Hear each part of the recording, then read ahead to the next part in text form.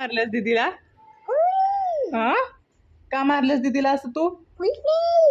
होय, असं नाही मारायचं.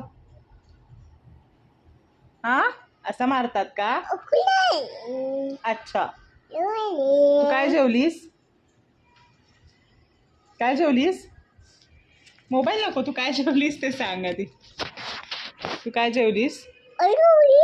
हे काय प्रकार आहे? कुठला आहे हे रेसिपी? मम्माने बनवली आहे का?